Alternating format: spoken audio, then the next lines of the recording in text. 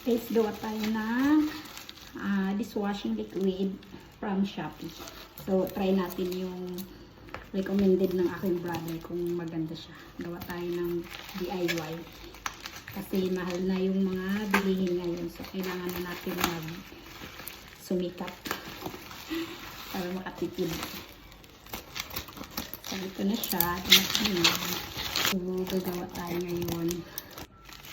So, ito na siya. Ayan. Ihahalo lang daw ito sa tubig. So,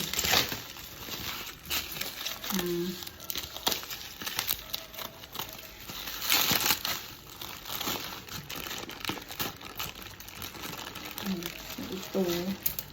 Baliset siya. Ito. Tapos, ito yung flavor niya which is calamansi. Tapos, ito yung mga pang degreaser daw. So, pang tanggal ng sibo. Tapos, ito yung foam buster. Pang bula. Tapos, ito yung 5-in-1. Mayroon na siyang preservative, irritant, neutralizer, antibac, moisturizer na rin siya. Tapos, ito, wala siyang pangalan. So, para siyang gel. So, baka ito yung pangdagdag lapo. Okay. So, gagawa na tayo. Ito yung parang jelly.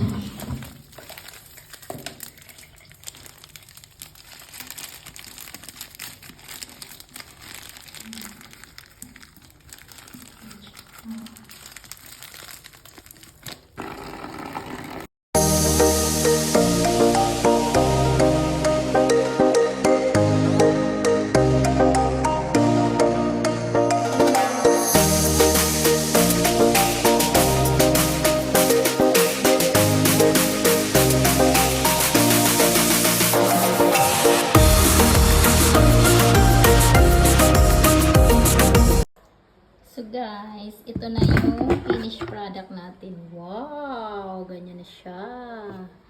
So ganyan na siya. Ililipat na natin siya sa ating lagayan. Yan guys, yan na yung product ko. Yan. So, ang strong niya.